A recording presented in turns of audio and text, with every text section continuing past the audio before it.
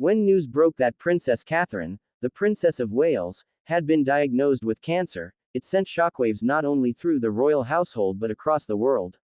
Yet, what many did not know at the time was the tense, deeply emotional exchange that reportedly unfolded between King Charles III and his son, Prince William, in the private aftermath of that devastating revelation. Welcome viewers to my channel. Please subscribe, like my video and turn on notifications so you don't miss our next update.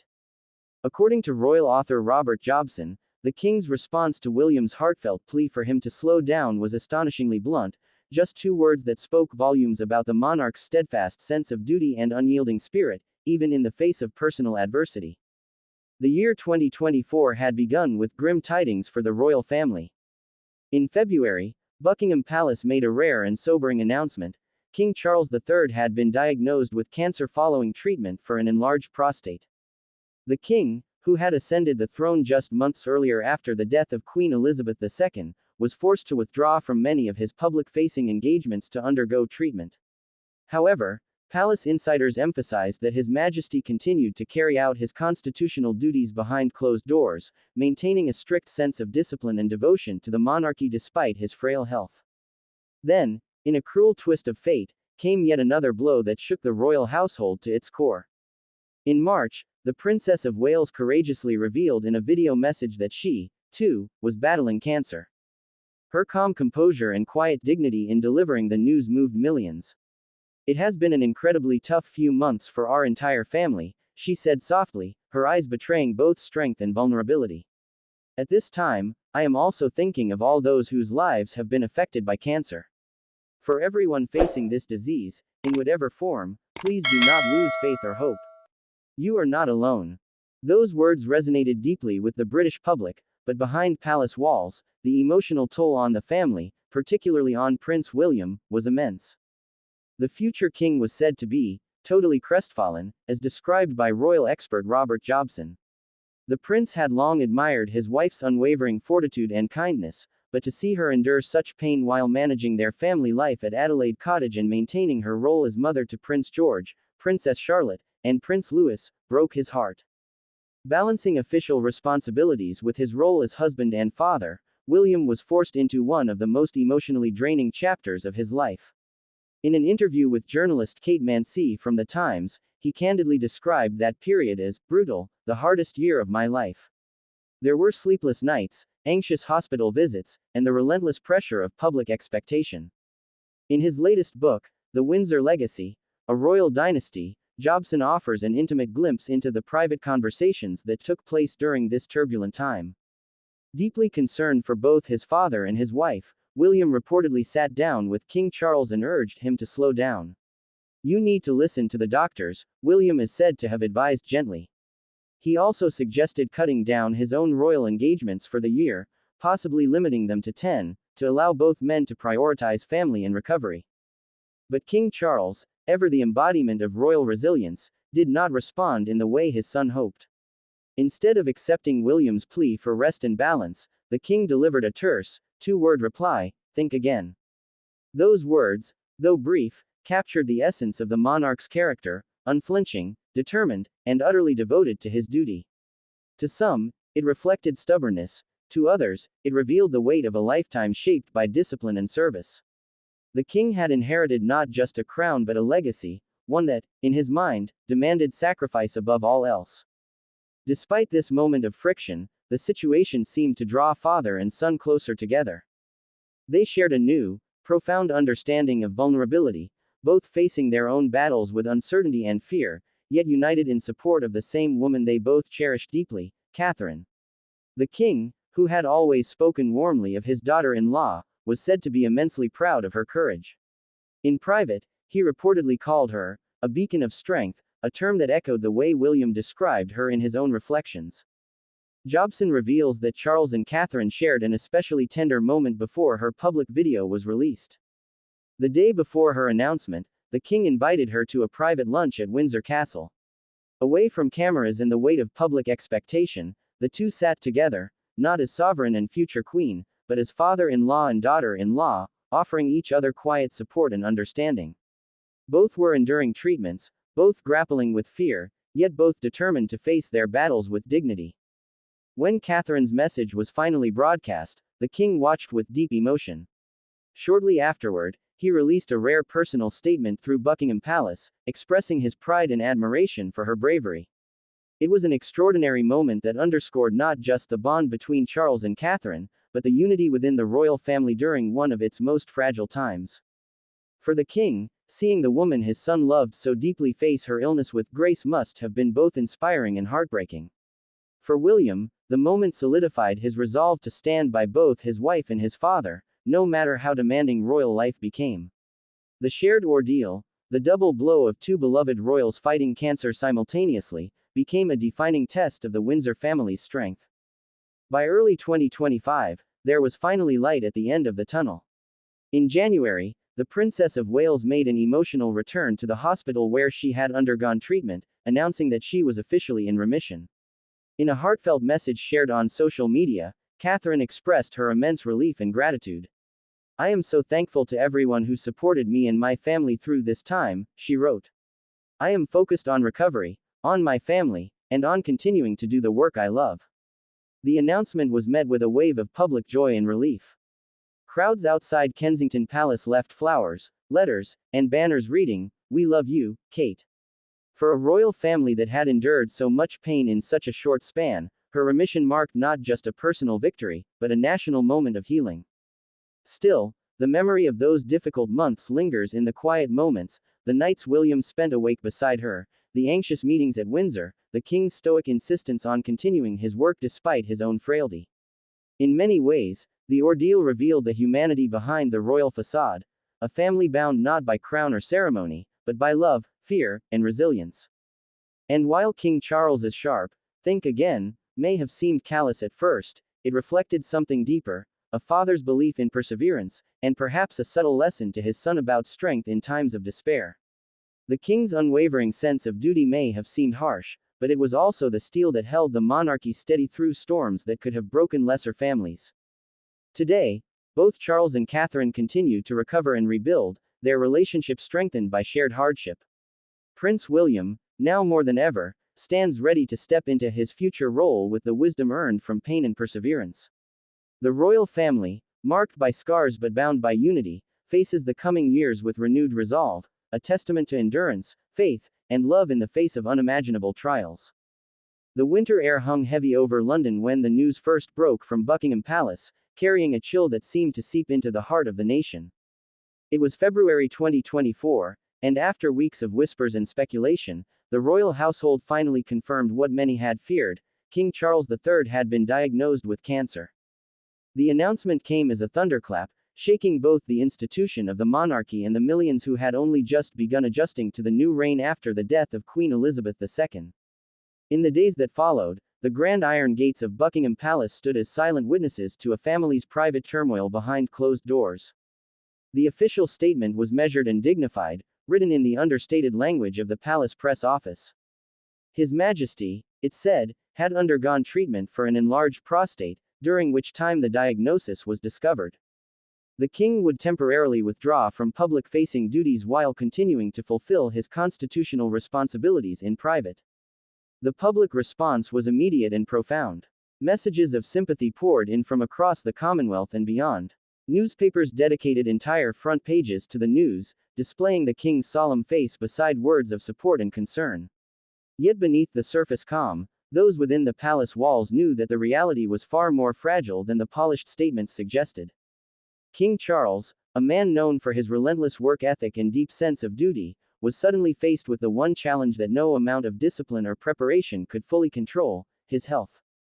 Those closest to him described a period of quiet determination, where he refused to allow illness to dictate the rhythm of his reign. Even as he began treatment, the king insisted on attending virtual meetings, signing documents, and reviewing state matters with the precision and care that had always defined his approach to monarchy.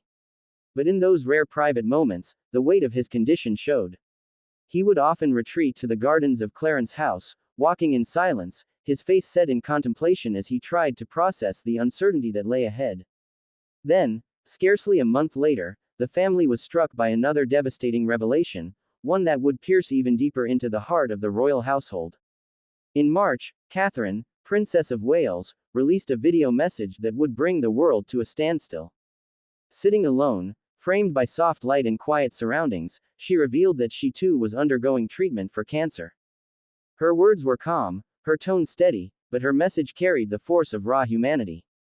She spoke of the shock, of the emotional toll, and of the quiet resolve she had found in the love of her family and the strength of those who faced the same battle. At this time, I am also thinking of all those whose lives have been affected by cancer, she said. For everyone facing this disease, in whatever form, please do not lose faith or hope. You are not alone. Across the nation, millions watched in silence. Many wept. Some said they felt as if the world had stopped for a moment, that the princess's voice carried something deeply personal, something that transcended her royal status. For the British people, she was no longer just the future queen, she was one of them, fighting a battle that countless families knew all too well. Inside the royal family, the impact was seismic. Prince William was left reeling. Friends close to him described the moment as one of the darkest in his life. He had stood beside his wife through countless public challenges, but this was something different. This was not a tabloid scandal or a political controversy. This was mortality. This was fear. The heir to the throne found himself caught between two impossible responsibilities, serving a nation and protecting the woman he loved. Every morning began with the quiet anxiety of waiting for updates from doctors, every night ended with whispered conversations about hope, treatment, and the uncertain future that lay ahead. The couple retreated to Adelaide Cottage, a modest sanctuary compared to the grand palaces that surrounded them, where they tried to create a sense of normalcy for their three children, George, Charlotte, and Louis. For William, life became a delicate balancing act between duty and devotion. He would attend royal events with his usual composure, shaking hands and smiling for the cameras, all while carrying the invisible weight of worry. In an interview later that year, he confessed that it had been the hardest year of my life. His voice, usually measured and calm, trembled slightly as he described the experience as brutal. Those who knew him best said they had never seen him so withdrawn, so visibly burdened by helplessness. Yet amid the despair, there were moments of extraordinary tenderness, quiet evenings where he and Kate would sit together in silence, holding hands, their connection speaking louder than words ever could. During this period, William also began to worry deeply about his father. King Charles, though recovering, had shown little inclination to slow down. His schedule, though trimmed, was still filled with meetings, correspondence, and briefings. Concerned for his father's well-being, William approached him with an earnest plea. According to royal author Robert Jobson, William urged his father to listen to his medical team, to take time to heal, to ease the relentless pace that had defined his public life. He even suggested that both of them reduce their royal commitments for the year, perhaps limiting their engagements to a modest number, in order to focus on family and recovery. It was a son's heartfelt attempt to protect his father, to offer compassion wrapped in reason. But Charles was not a man easily persuaded. The king, who had waited a lifetime to ascend the throne, saw his duty as sacred, something that illness could not be allowed to interrupt. When William made his suggestion, Charles reportedly paused for only a moment before delivering a blunt, two-word response: think again. Those words hung heavy in the air, a sharp reminder of the monarch's unwavering sense of purpose. It was not said with anger, but with conviction, a reflection of his belief that the crown must endure, no matter the personal cost. To outsiders, the remark may have seemed cold, but to those who understood Charles, it was a declaration of strength, a refusal to surrender to weakness. Despite this tension, something unexpected began to form between father and son. Their shared struggles, both watching over Catherine's treatment, both confronting their own vulnerabilities, created a bond of mutual understanding that had long eluded them. Charles, once perceived as distant and formal, began to show a softer side. He spoke often of his admiration for Catherine, describing her as courageous and selfless. When the time came for her to record her public message about her diagnosis, Charles invited her to Windsor Castle for a private lunch the day before its release. Away from the press, they sat together for over an hour, discussing the challenges ahead and offering each other comfort. For the first time in many years, the king found himself not as a sovereign or a father-in-law, but as a man sharing empathy with someone who truly understood what it meant to face uncertainty. When the video finally aired, the king watched from his study at Clarence House, his expression grave yet proud. Later that evening, a palace spokesperson released a rare personal statement from him, praising Catherine for her courage and resilience. Those words resonated deeply because they were not mere formality, they were a reflection of genuine admiration. Privately, he told aides that Catherine had become a beacon of hope, not only for the family but for the entire nation. In the months that followed, the royal family quietly rallied around one another. Charles continued his treatment with the same discipline that had defined his life, while William balanced his role as heir and husband with renewed clarity. Catherine, ever graceful, focused on her recovery with quiet determination, often finding solace in her children's laughter and the serenity of the gardens surrounding their home. There were difficult days, of course, days when fatigue set in, when doubt crept through the walls of optimism, but there was also faith, love, and resilience. By January of the following year, light finally began to pierce through the darkness. Catherine returned to the hospital where she had received treatment, marking her official remission. The visit was emotional, not only for her but for the many staff who had walked beside her during her journey. When she later shared a message on social media, her words carried a deep sense of gratitude and humility. She spoke of relief, of recovery, and of hope renewed. "I am focused on my family," she said, "and on continuing to do the work I love." For the people of Britain, her remission was more than good news, it was a symbol of endurance. The Princess of Wales had faced illness, fear, and uncertainty in the public eye, yet emerged with grace intact. For King Charles and Prince William, it was a moment of profound gratitude. They had weathered the storm together, their relationship tested and ultimately strengthened by shared pain. The ordeal left its mark on all of them, shaping the monarchy in quiet but powerful ways. No longer was the royal family seen as distant or untouchable. Through their struggles, they had become human in the eyes of the world, a family bound not just by tradition and ceremony, but by love, vulnerability, and faith in one another. And as the new year dawned over Windsor, the king, his son, and the Princess of Wales each stood on firmer ground, carrying forward the lessons learned through hardship, that even in the face of despair, courage can be found, and that strength often reveals itself not in defiance, but in endurance. Spring arrived in London with an unusual warmth, as if the city itself was attempting to soothe the scars left by a winter of fear and uncertainty. The royal household, which had endured months of silent struggle, began to emerge from the shadows, cautiously stepping back into the light. Within the walls of Adelaide Cottage, Prince William found himself navigating a delicate balance between public duty and private recovery, both his own and that of his beloved wife. Catherine's journey toward remission had been arduous, but it had also revealed an inner strength she had seldom needed to display before, and it was this resilience that now became a cornerstone for the family. William, who had watched her battle with a mixture of worry and admiration, realized that his role had shifted. He was no longer simply a husband or a prince, he was a guardian of the family's emotional stability, a pillar alongside the woman whose courage had inspired him more than any speech or public appearance ever could. The months following Catherine's diagnosis had been an intense education in endurance and empathy for the future king. He had learned to navigate the quiet terror that accompanies a loved one's illness, the helplessness of watching someone you adore undergo treatments that sap energy and spirit. Mornings began with careful planning, medications, checkups, and arranging support for their 3 young children, whose routines had to be maintained despite the undercurrent of fear. Evenings were spent sitting by Catherine's side, offering a hand to hold, a gentle voice to reassure, and sometimes simply sharing silence, a language of presence that conveyed more than words ever could.